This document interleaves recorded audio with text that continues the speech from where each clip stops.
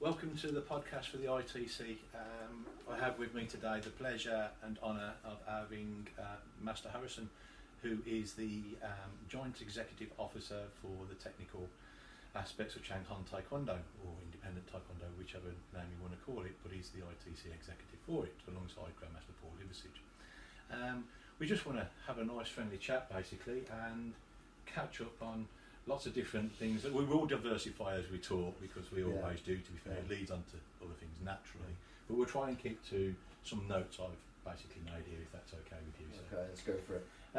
Okay, so as the ITC officer, I want to find out, or share I should say, I do know a little bit about this, we've spent many times talking, but I want to find out a little bit about your history, if that's okay. So what was your route? When did you first start Taekwondo, and how did you get into it? Why?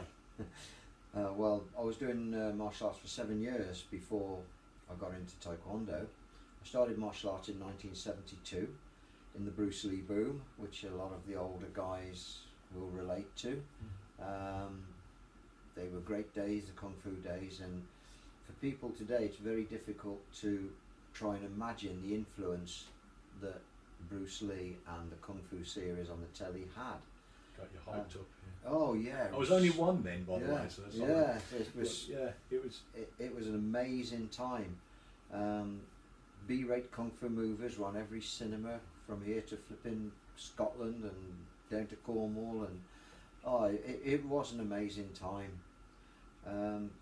But it all started for me. One day I'll come home from work and come home for my tea, and Dad came in and he sat down, we were having our tea, and he said, oh, you want to watch this new programme that's on the telly? And I went, oh, why? What is it? He said, it's Kung Fu. It's got to be the Green Hornet or... No. Before I'd even heard of the Green Hornet. I only heard of the Green Hornet in the DC comics. Oh, okay. Not the Bruce Lee thing. That, you know, I got into that a bit later on. But it was the Kung Fu thing that... Carradine. Yeah, David Carradine, yeah. And I've actually still got all the first 12 episodes. Have you? Yeah, really? I've got it on CD. Yeah. I'll let you borrow it. Yeah, definitely. And he said it's called Kung Fu. I went, what's that? And he went, well, it's all about a Chinese-y looking guy walking around America in the cowboy days, and he fights with his feet. He don't have a gun, he fights with his feet. I said, oh, that's karate. I said, James Bond does that. And he went, no, this is different. This is Kung. Anyway, I watched it, and it was wow. And if you look at it now and you play it back now, the martial arts is it's laughable, really, knowing what we know then. But then, stand still, let me punch you. Yeah. You see your foot up there, you know, off camera, you know. Only attack one at a time. Yeah. But in its day, it was unbelievable. To try and, you couldn't underestimate the impact that TV series had on a lot of the people who were actually still around training today, and I'm one of them. So first thing to do then was to look for a Kung Fu school. Well, all of a sudden there was adverts going in papers all over the place, Kung Fu this, Kung Fu that, because of the Bruce Lee films and the Kung Fu series, which all came out about the same time. Enter the Dragon, I think, was 72 or 73, and Kung Fu was the same, 73 I think, or something, 72, 73. And I see this advert for a Kung Fu class in Worcester. So I went along and joined, because all we had in Worcester was a bit of judo, a bit of traditional karate, a bit of wado, and that was it really. Oh, I think there's a Logar school somewhere, but I couldn't find it.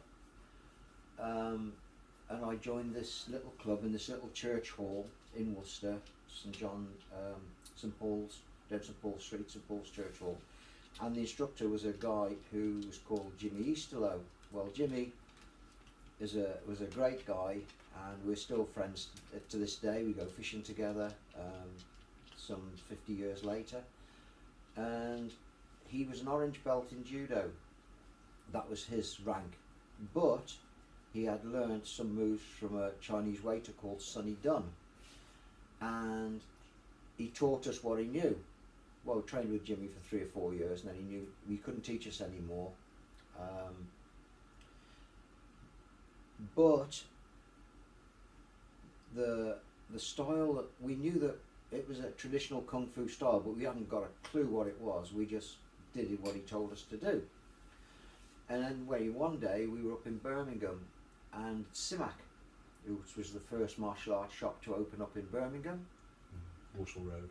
Yeah, we were in Simac and looking through the books on the shelf, and I picked up this little raggedy book, and it was called Feng Sao, Hand of Wind, evidently it's supposed to be called, and it was by a guy called Chi Su, and I was just flicking through it, and I saw the forms in there. There was the Rice line, the Kung line, and a couple of others, and I thought, that's what we do. And I looked at these photographs. I thought, it's legit. Yeah. We were learning a legit style, but we didn't know. And you thought you'd been taught origami, didn't you? Yeah. We thought we'd just been taught it, Yeah. But yeah, so it was a legit style, and I thought, I recognise those forms.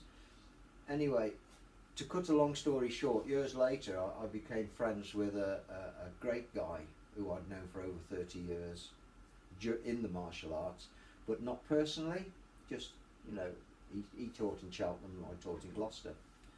So we knew of each other, and occasionally we met at comps, but we weren't friends as such. But I got friends with him, and his name was Deadly Dicker Hopkins, Richard Hopkins. He's a fantastic guy. What a character. Oh, what a character. Yeah. And evidently this Chi Su used to live in the same place where Richard used to live as a kid.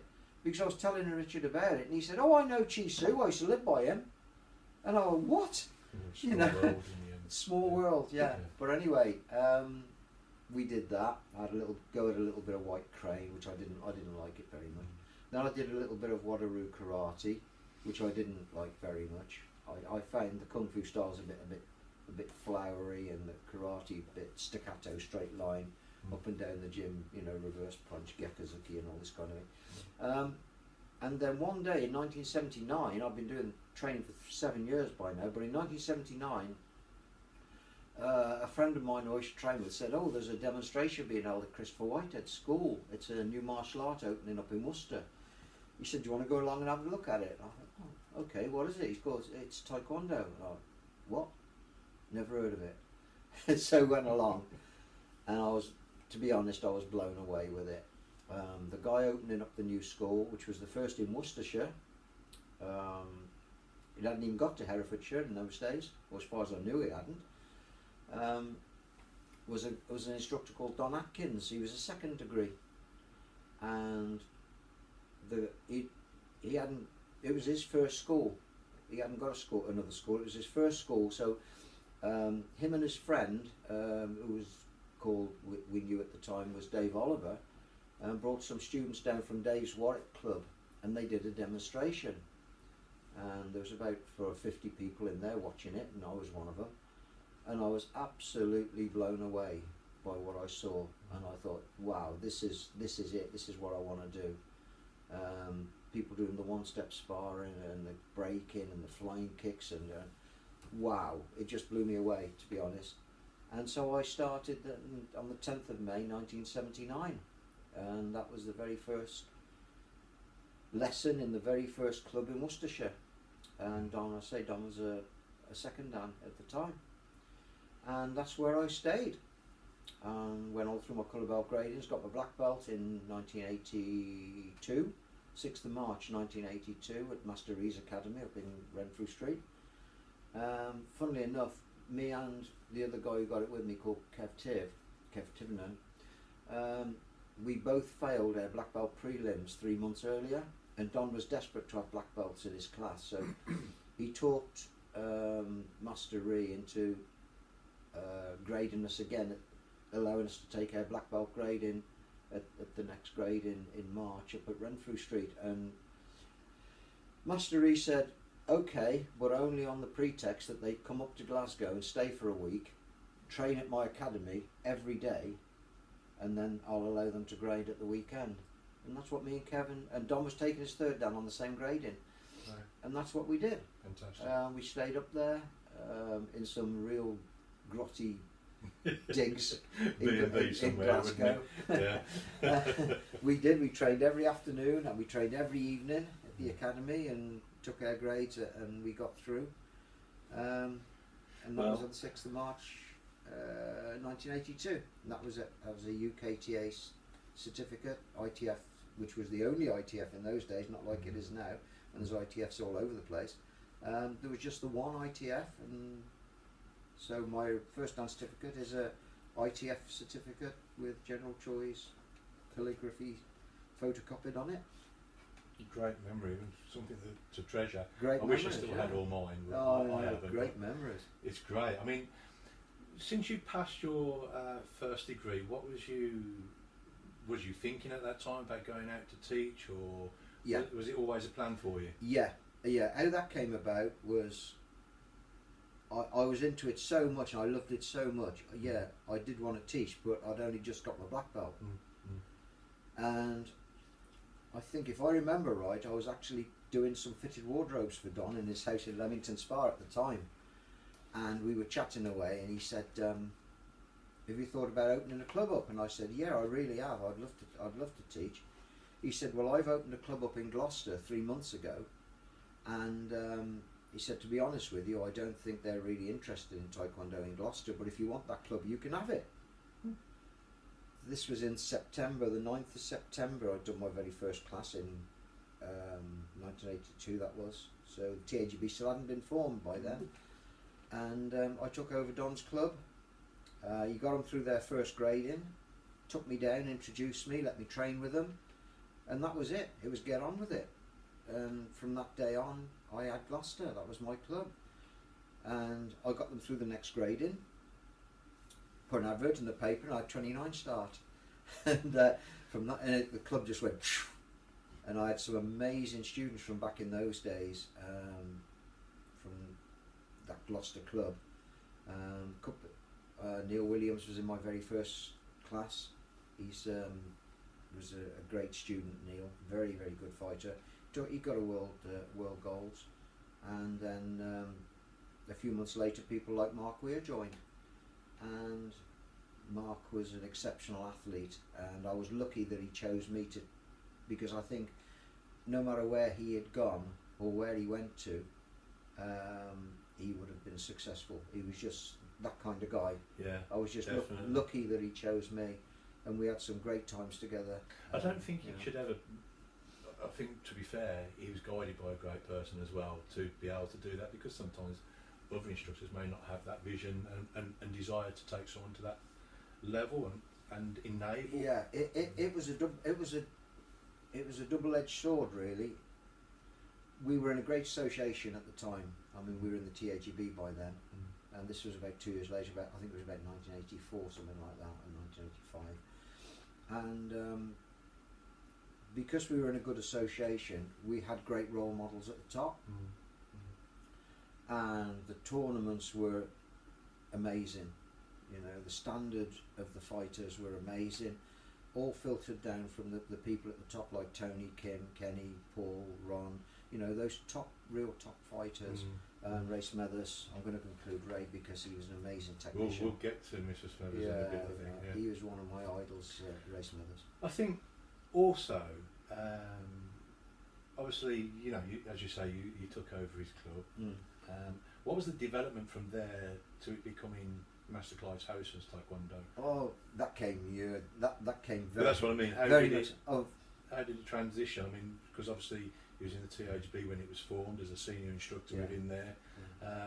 And then how was that journey? Did you know, what did you take from that journey? Oh man. Well, it wasn't nothing to do with MCHF TKD in those days. It was just TAGB Gloucester. Yeah. And I'd also opened up Tewkesbury as well in 1985, so I had 2 clubs going at the time.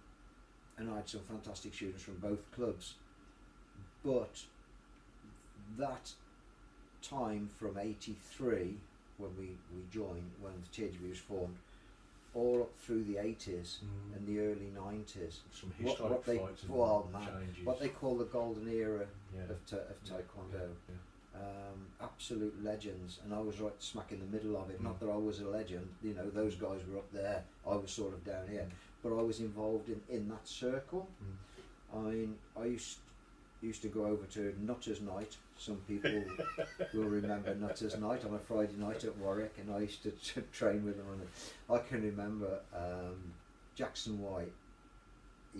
I was just training for my black belt, and I was training 6-7 times a week, plus the Nutters Night, and we lined up, and I had Jackie, and as soon as we started, the first kick I threw, I managed to clip him up the side of the head, and I thought, oh no, what the hell, because he was one tough cookie. He was an amazing fighter, and it was just a fluke. And you could always tell when Jackie was going to go because that smile come across his face. And I was expecting a beating. I never got one. He was an absolute gentleman. I had a similar, absolute gentleman. I had a similar thing happen to me. Master James McKenna, great guy, great skill set, Aikido, Taekwondo. His abilities were unreal. I never forget watching him, and in fact sparring with him. Not on his level, trust me, not on his level, but he would lift his leg up to drop an axe kick, and you think you move, and you think he'd drop the. And he'd chase you with it. He'd just He'd move chase you with it. Yeah.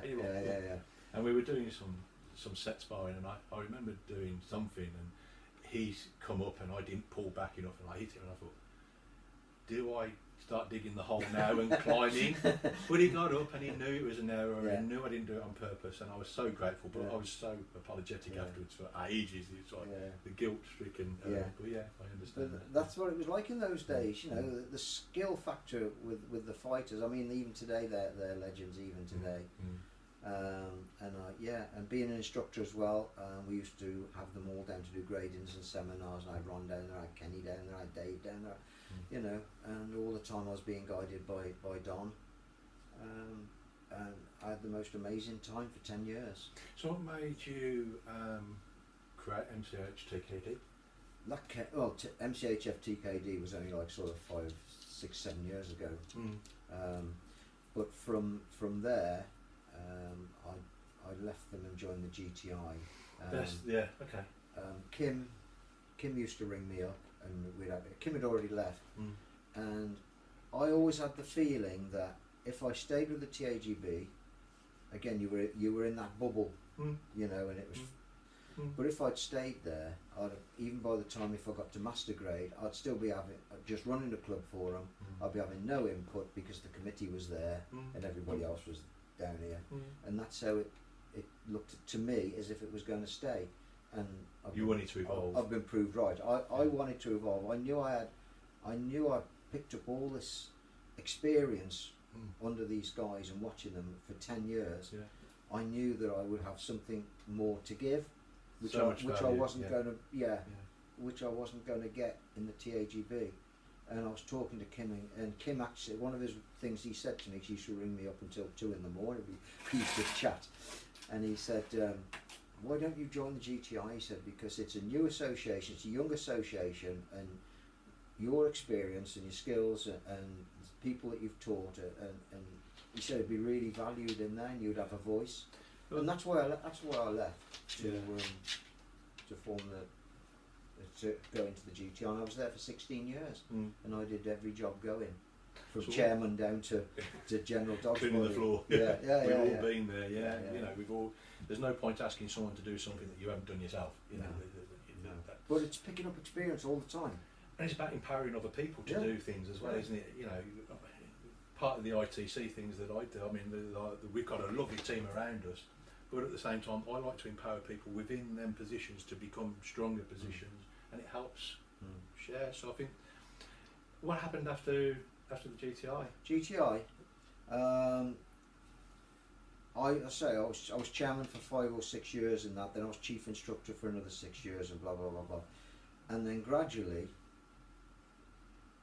it started to go sour, because they always used to listen to me and you know not always take my advice, but at least consult, and take seriously. And it started to get there were certain people in there, let's put it like this, that were stabbing me in the back, We all know what it's like. You get 'em. They wanted the position and all this kind of thing. Because I was area rep as well as chairman, chief instructor, and blah blah blah, and all the other stuff.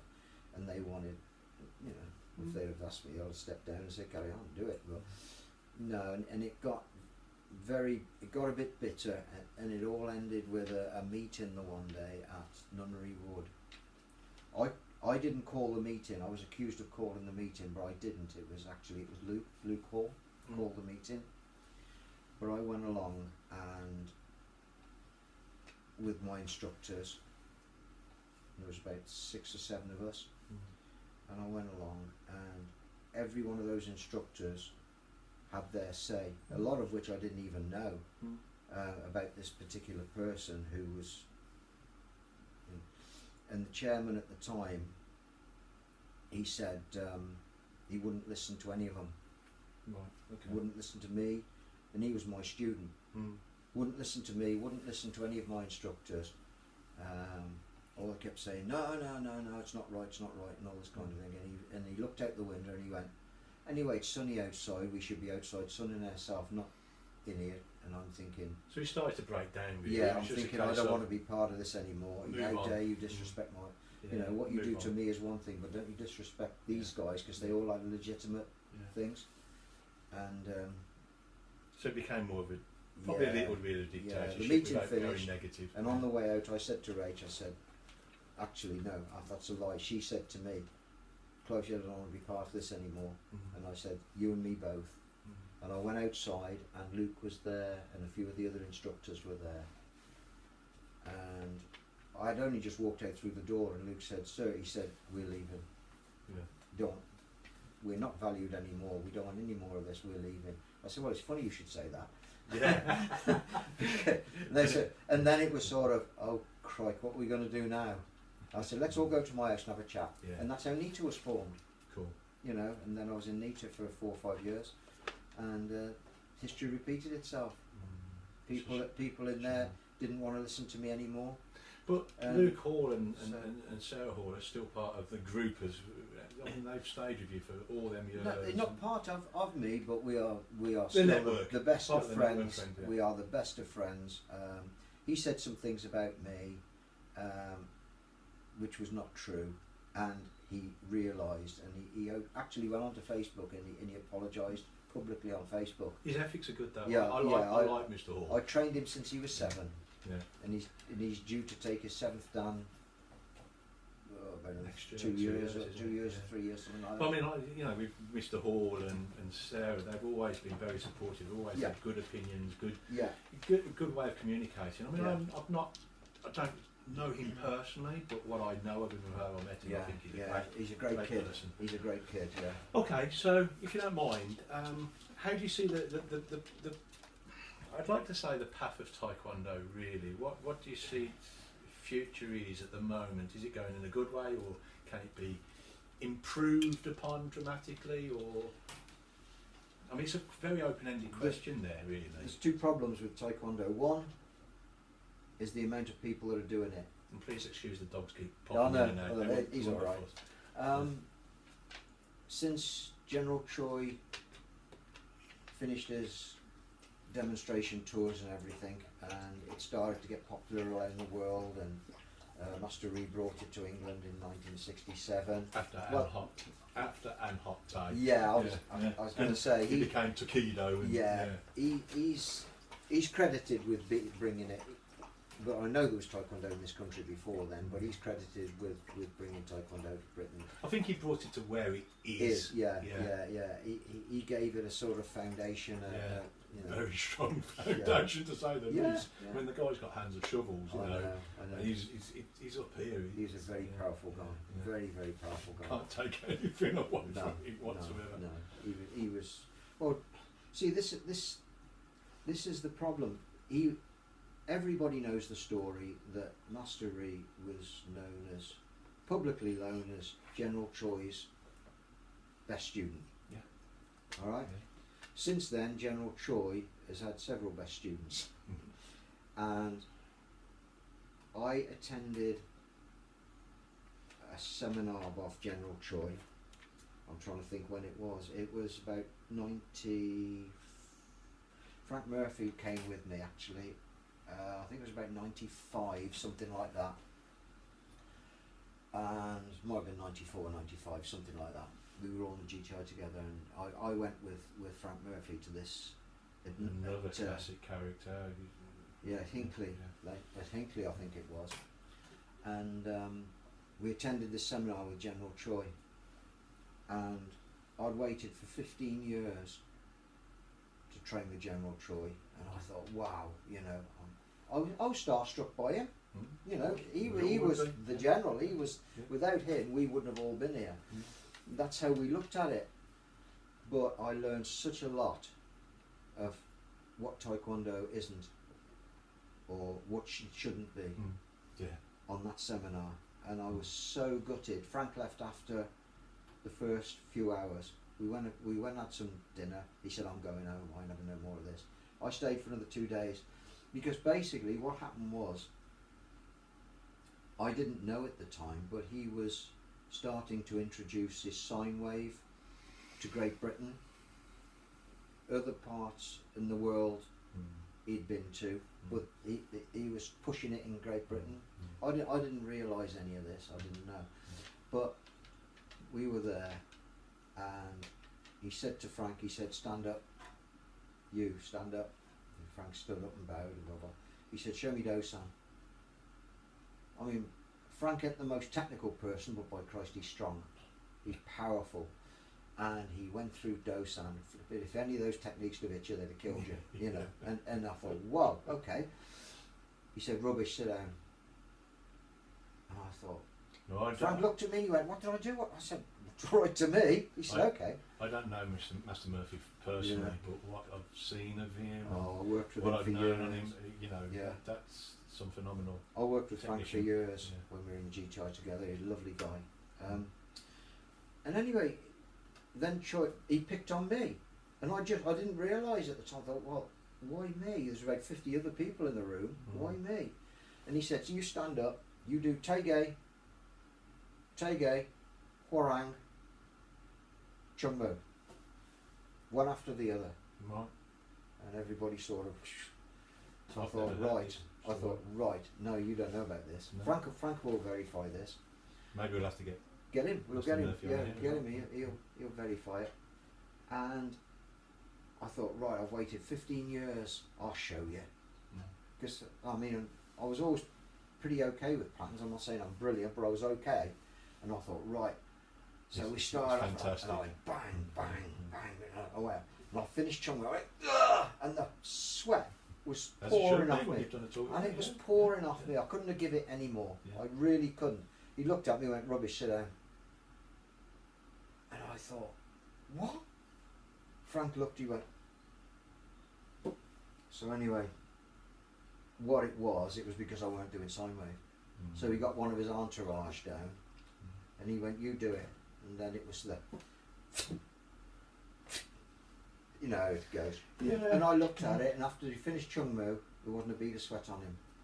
And I thought, what benefit did you get from that? I'm not knocking sine wave, because that discussion but can go on that was forever how and it day, looked at the time. That's Yeah. a whole new discussion, but that's what it looked like to me at the time. And I thought, what benefit do you get from that? There's no marshal in it, is there? No, that is how it looked. That is how it looked, and that's what happened. And that's when Frank, we went out then, and he said we were doing four directional over and over and over and over, trying to get this, you know. And he said, I ain't having no more of this. I'm going home. And he went, and I said, well, I'm going to stay. It's got to get better. So I stayed for the rest of the day. I went home. Did it get better? I went back the next day, Yeah. and by the dinner time, we were still doing four directional, Right. Okay. 1 and 2, over Yeah. and over, trying to get this, pump this sine wave, which I didn't even know what it was at the time. All I knew that what he was doing was different to what I'd been taught under Master Ree and Don and all them. And that was the story behind that one.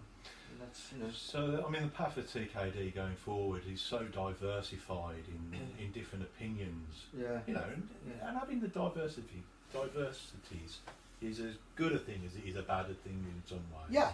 Yeah. So I think moving it forward, we need to accept each other's diversities and different options, but not get alienated from each other because of it. No, I know. I agree. What you said, what you asked me about how would we should it? Do you think it should go forward? And I said there's a couple of things wrong with it. Well, there's too many people in Taekwondo at the top. Too many chiefs, not enough Indians. I think the ITF split. How many is there right now? 26 or 27 ITFs now, or in one form or another. So it's and everybody's doing it slightly different from everybody else. There's too many that sort of, when there was one ITF, you could have kept a lid on it to a degree, and everybody was doing near enough the same until started all this other stuff. And the other thing, obviously, is where you get a lot of people, I'm talking millions around the world, tens of millions, practicing Taekwondo, is money. Well, there's a lot of black belts in the world, but most of them are only worn up on the waist, aren't they? So, you know, the rest of it comes it's too much money and it's too big. You can't control it. So you've just got to accept it for what it is. Yeah, the path will be what the path is. But I think sometimes it's a case of, if we could all recognise that the bigger picture is, it's not the differences of the ITS or the independence of the groups. I think it's more a case the vision moving forward is the recognition that we're all doing Taekwondo. Yeah. But in different clothing, I suppose. It's what do you want Taekwondo to be? What you do? Like you're doing a martial art. Yeah, you're doing a martial art. You're doing Taekwondo. Why are you doing it? What is is it a sport like the WTF or WT or whatever they call it now? Is it a sport or is it a martial art? General Troy always insisted it was a martial art. Martial means warlike. The art of war. Self-defense. Primarily, first and foremost, self-defense. And I agree with him. That's what it should be. So if you agree with that... Practiced as such. Then somebody else once said, if you have to use it, you will always do what you've always done. So if you practice hard... You will be. You will... If you need to defend it, you will use it. So you've got to look at your technique and the way you're doing your technique and your patterns, your line work and everything like that. And you've got to say, would this work? If I hit somebody, you know, you've got your reaction, you've got everything else, bang! If you do that, would it work? Scared the dog then. Sorry. Would it work? If the answer is yes, then carry on doing it. If the answer is, well, not really, no. If it's not building on your skills. And the Grandmaster said to me not long ago, and I love this guy to bits, absolutely, he's one of my idols. But he said to me, patterns is just the art side of Taekwondo. Right, and that was and I thought, no. Years ago, they would have said that. Years ago, it's why do you do patterns? Oh, well, it's showing the art side. To set a fundamental movements. But now, moving on, and people have got more wise to what it was 30 years ago. It's got to be more than that. I think rediscovering its roots has enabled us to investigate and actually start to get back to the core value of the martial art, the bunkai side of it, the real use of what the movement's in, because every start movement has a purpose, the same as the end movement. Okay. And I think that's basically it. I think that's the vision. That's my vision. Is that people should train. If they're going to train for sport, train for sport. Train for save your life, train to save your life. If you're going to train for save your life, for self-defense, to protect yourself or your family, then train like it. Yeah, I have that same thought. Yeah, because if you're doing something for 30, 40 years, 20 or 30, 40 years, and you're doing it, and it's not realistic, it's just showing the art, but it's not realistic, then how is that going to help you? If ever you, going to help art going forward, hopefully you'll never have to use it, but if ever you did have to use it, how is that going to help you protect yourself or your family?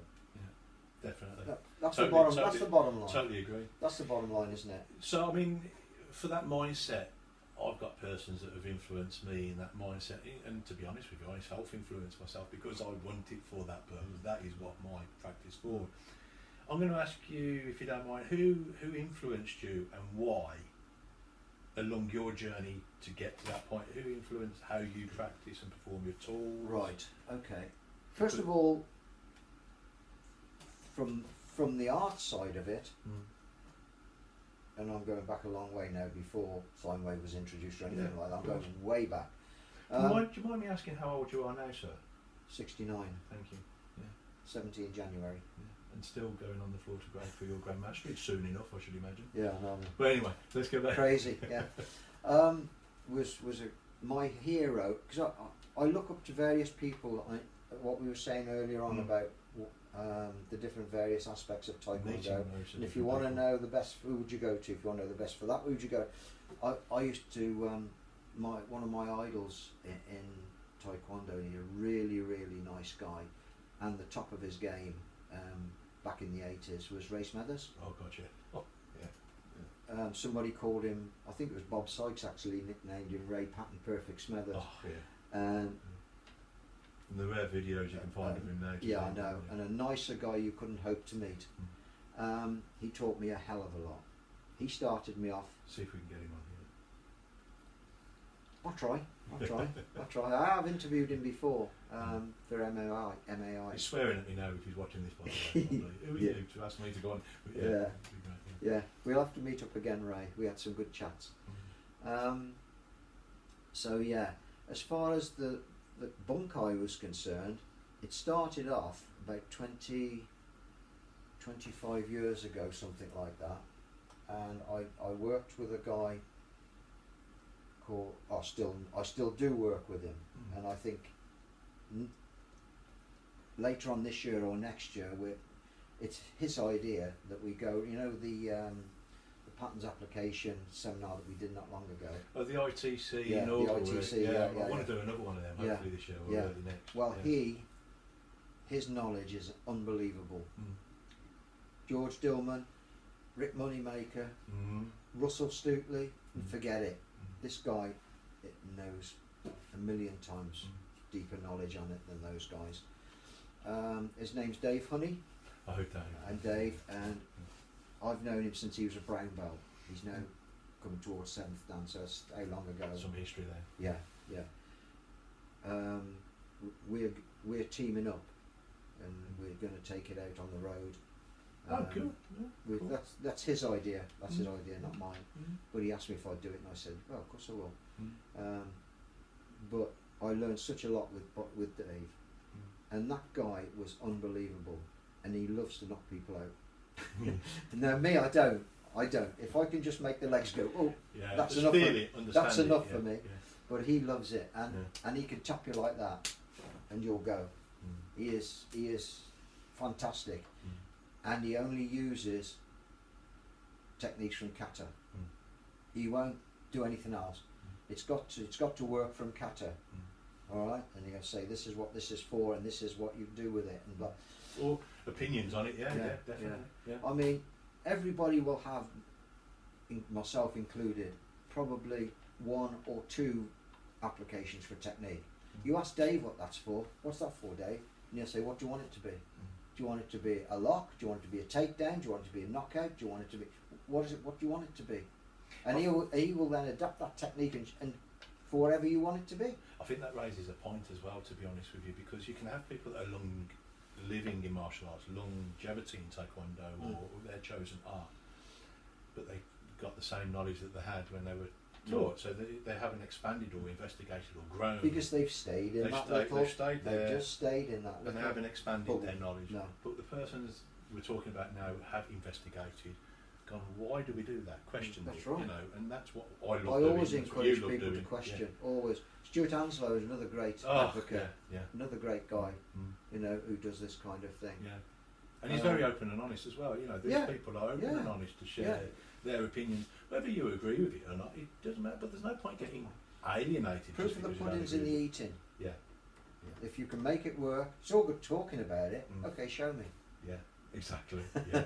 Show So that's what I think is important. Yeah. I look forward to this road show, and let's get it involved into the ITC seminar as well. I think because the first time we did that, we had about 60 people there, 70 people come along and join in. It was fantastic. Including masters, including master grades and everything. Master Roy Bertrand was there. Lovely guy, love that guy. He's under John Kirkwood, come Don all the way down Dalton, from Scotland. Oh yes, all the way down from Scotland to him. Mr. Onslow was there. He was on the lines as well, enjoying it and taking it all in. And I met a lot of people there that I stay in contact with now, which is wonderful. But that's it. We train with everybody. Yeah. Doesn't matter what association you're with. It was fantastic. Yeah. It was a great gathering. So, okay, these people have influenced you in the past and still do now, obviously, because they've had a great amount of input on you and vice versa. Haven't taught you yet to stop your dog or biting your arm or my dog licking you. But who would you say now influences you now? Who would you say you look up and or talk to, have respect for now, and why? I have one of the people that I've got great respect for. Besides you, so that goes without saying. And he doesn't even do taekwondo. He's a kickboxer. That's not me, by the way. No, it's Superfoot, Bill Wallace. Yeah, lovely guy. Yeah, he's 70. I think I'm doing him injustice, but I think he's 74, and he's still out there dropping into splits and doing his stuff, and a nicer bloke you couldn't hope to meet. To me, that's what martial arts is about. It's not going out and beating people up and things like that. Taekwondo. Sharing.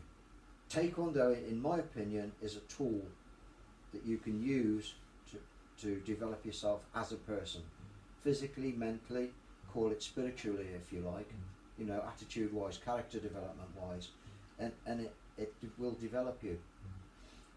Somebody once said to me, "Oh yeah, that's interesting, how does it work?" It was a parent actually. "How does it work?" And I said, "I ain't got a clue. Don't know, I just know it does. If you, under a proper instructor, you take this timid little kid of 4, 5, amazing, well, 5 or 6. Yeah, like amazing. Luke Hall's a great example. I had him from 7. Yeah. A little gangly, gawky kid. He won't forgive you for that one. He will. And he's now going, what is he now, 30, 33, 34 now, from Chang from the age of 7. Yeah. And he is now a 6th Dan. And he bounces He's around. won world and European champions. Yeah. He's got so much confidence, he's so good, he's so strong. And when he started, he was a little gawky kid who used to be pushed around by his brother.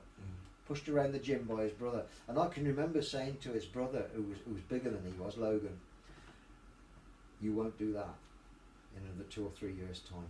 Yeah. You won't be doing that then." Yeah. And sure enough, Logan stopped training, Luke carried on, and now he's flying.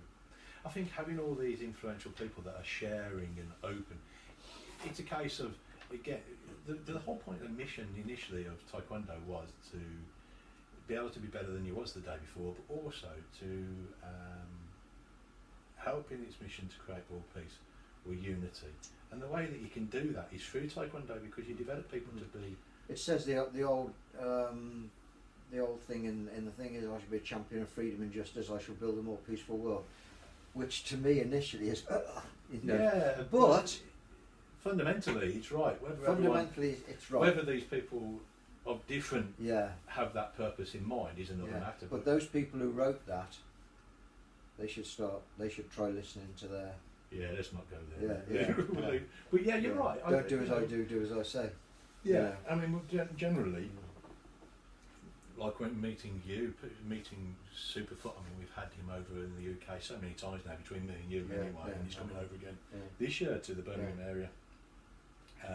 That wasn't a plug, by the way, but he is coming at the end of the year. So October, guys, I think. Yeah, so we're hosting him in the West Midlands, and he's going to be all over the place, so anywhere you go. But because we want to share and we want to just openly talk to people, it's great because you can have that effect on the masses. Same as the ITC does, to be fair, it gets into the masses. So touching on that, in the end, I know from probably the interview, if people have seen it before, when we were having a chat with me being the main focus on that one, and you doing your investigations, why are you with the ITC? Why have you brought HTKD within the ITC and become an executive officer from such a point where it was like, oh no, you know, I've been in so many different groups, I'm going to question that, because I don't want to jump out of the fire into the frying pan. You know, why would I bother? So what made you in the end go from being a skeptic, let's be honest, looking for the flaw, and why you now with it to... Because basically it is what it says it is. I couldn't find a catch. I could not find a catch, and as you know, I trained. I was in it for 2 years, and I questioned and questioned and questioned, and I looked for catches and I looked for catch. There isn't a catch, and it's the only association I've been in that that does what it promises. Yeah. That does NGB. That does what it promises. I've been, as most people have out there, promised this, that, and everything else, and as soon as you get in the know, the goalposts have changed. Yeah. But and why have I become an officer? You asked me. Yeah. You asked me. Yeah. Well, yeah, I asked you. But why did you accept the position? Why did you feel that? Yeah, it's good to do. What's the benefit, or what do you see the future of the ITC as your position? Because what can you do? Well, what I've always wanted, what I've always tried to do is just help people, Yeah. and it's given me a platform where I can do that. Yeah. I mean, I'll do it anyway, but Yeah. it's given me an even bigger platform where I can help people. And I'd like to share the fact that I think that we are very much like-minded in our aim. You know, we're not in it for self-promotion. We don't get paid for it. Exactly. So, I mean, if you're going to question it, Yeah. most of the time it's because people are being paid to do that. I mean, if I was going to be in it for the money, the second I turned around and said, "Yeah, I'll do that. It'll cost so-and-so," and you'd have gone, "No, you don't get paid." I'd have been out through the door. But I'm not like that, and I never have been. And the people that have tried to become part of it, we've had to turn down a lot of people because they literally want that power, and they want to go, "Oh no, I want to be in that." No one owns the ITC, and it doesn't own it. And that was one of the problems in the early days of the GTI, because it went from about 6 clubs to 3,000 members in a few weeks. It just exploded, and everybody wanted a slice of the action and blah blah blah. And because they were told no, a big percentage of them left. They've probably still left about 1,800 or 2,000 in there, but because they wouldn't be patient and wait, give it another couple of years, guys. Let's cement this growth, or even add to it, and then we'll see. No. You know, and like I said, you asked me what was wrong with it. It is money.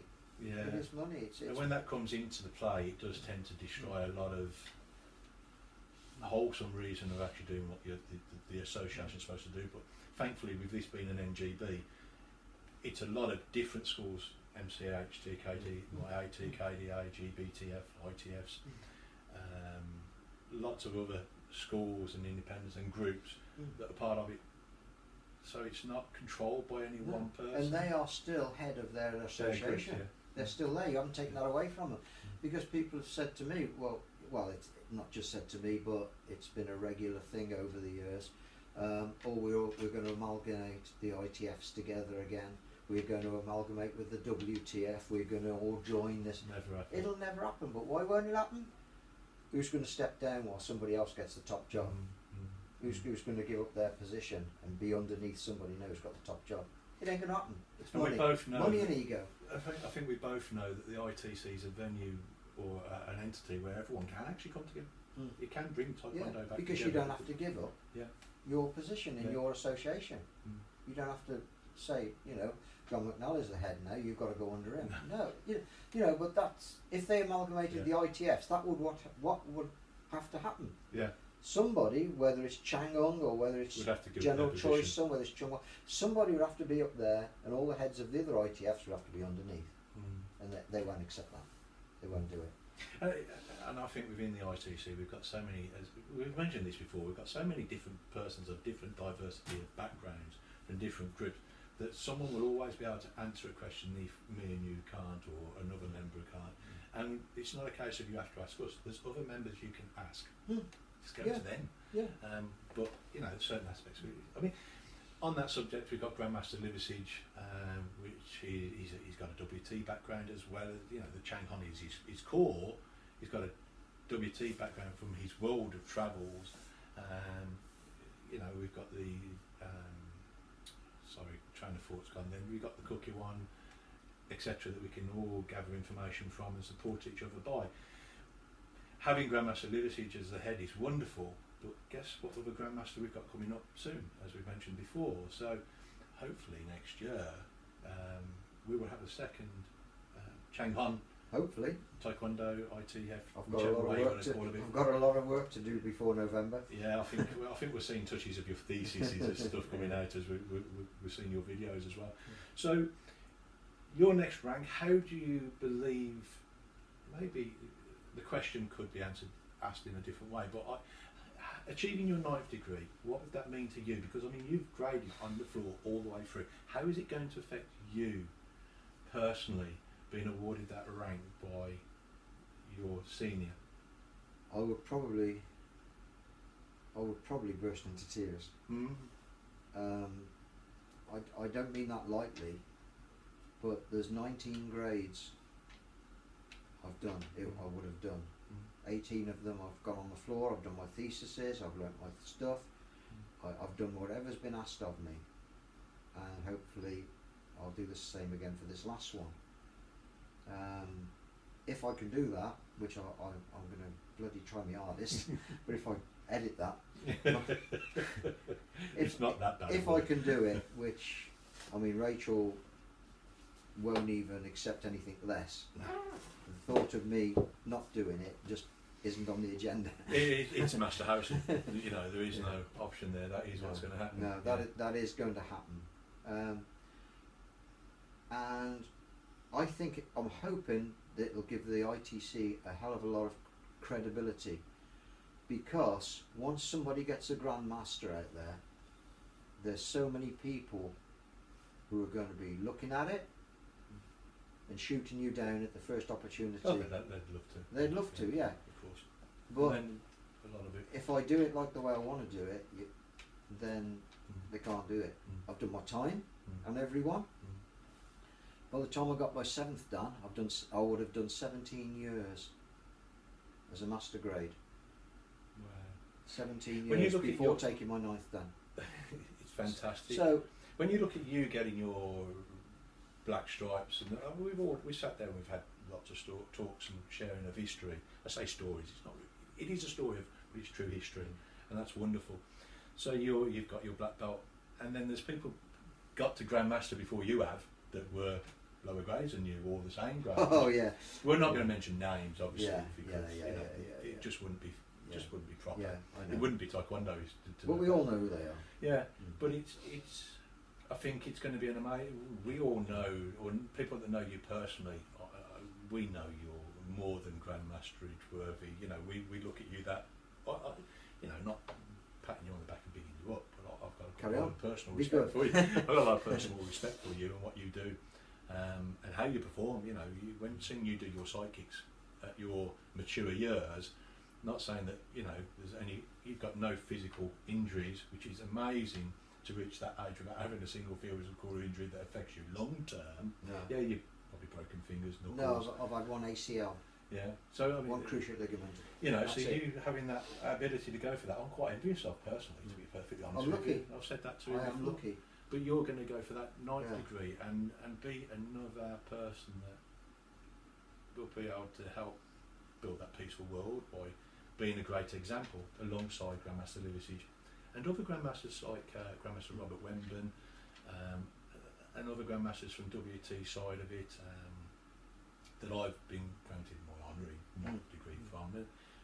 Grandmaster Andrew Puran Gurung and people all over the world. It's great to have that support and people to look up to, and you know it's got true value there.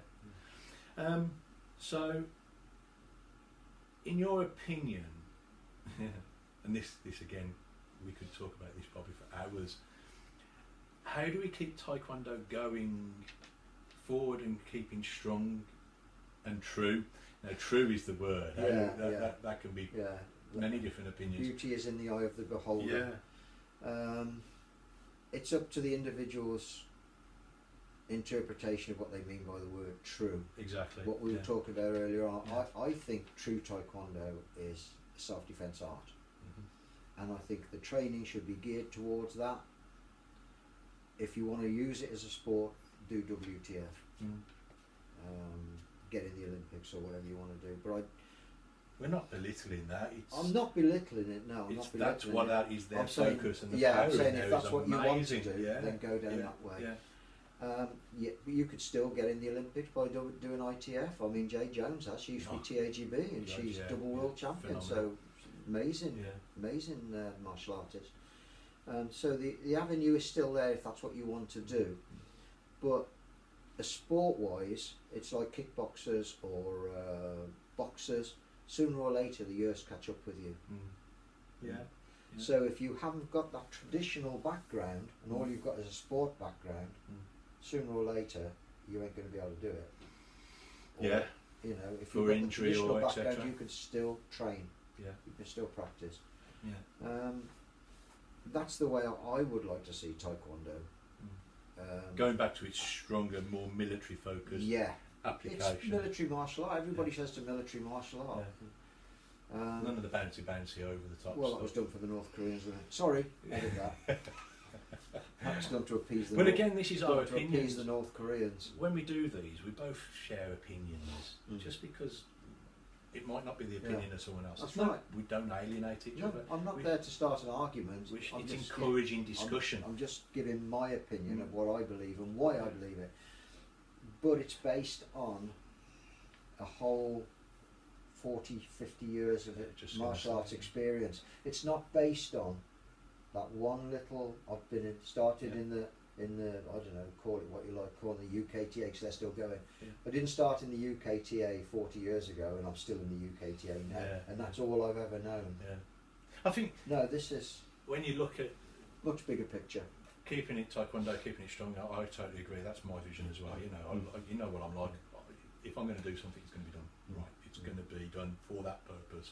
But when I say it's going to be done right, it's going to be done in my perception of right. It's going to be done powerfully. It's going to be. The fact is, if I'm going to hit someone once, I want to make sure I'm doing as much damage as I can to stop that offensive item against me. But when we talk about experience and being able to say that, the experience just between me and you sitting here, the amount of years that we can share and discuss. Yours is now coming up to 50 years? 50 years next year. 50 years with yours? 72 I started. For mine it's almost 38 years. For Grandmaster Liversidge I think it's now 56 years. 56 years. And then you've got Master Kirkwood up in Scotland. And his good lady, which I've got to say, Mum Kirkwood, it's fantastic to have your support as well. But we value everybody that has that input. Then you've got Master O'Leary, which I think again is 38, maybe 40 years now with his history. So there's so many years of history of talking to different people, not just within one organisation. That's right. That gives you a more a broader scope. Yeah, much broader scope. And whenever people ask me anything, I give my opinions from experience, not from what somebody said. It's from my experience. And so what I say is based on what I've learned personally, not just somebody said on a Facebook thing, I think it's so. No, that's hearsay. I don't go with that. I only give answers on what I've experienced personally. No, I think that's the only way we should really do it.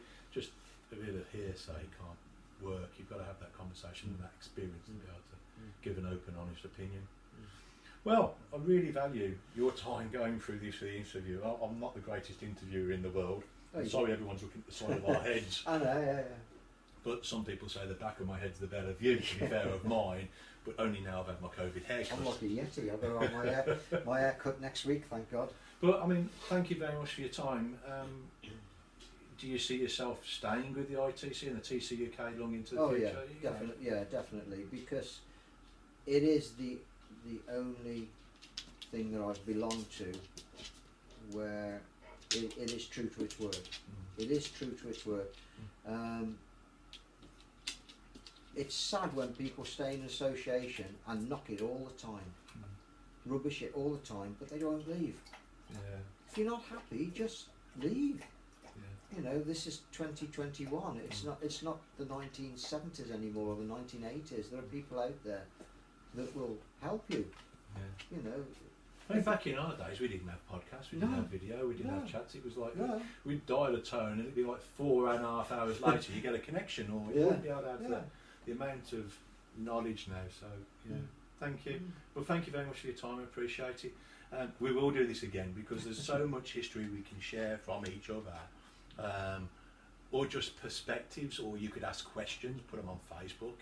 We'll put a note up there and just say, oh, can you answer this question for us in the next podcast with Master Harrison, with me?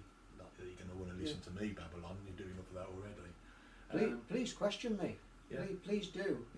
Question why his haircut is still that same one. But, so we'll give you the watch out for that sidekick. The contact details and now. Yeah. So International Taekwondo Council, as you're already aware. Email is the website address, but obviously with office at the front, so it saves me saying that whole thing out. Or obviously give me a call on my mobile number, or Master Harrison's number of 07976 986 439.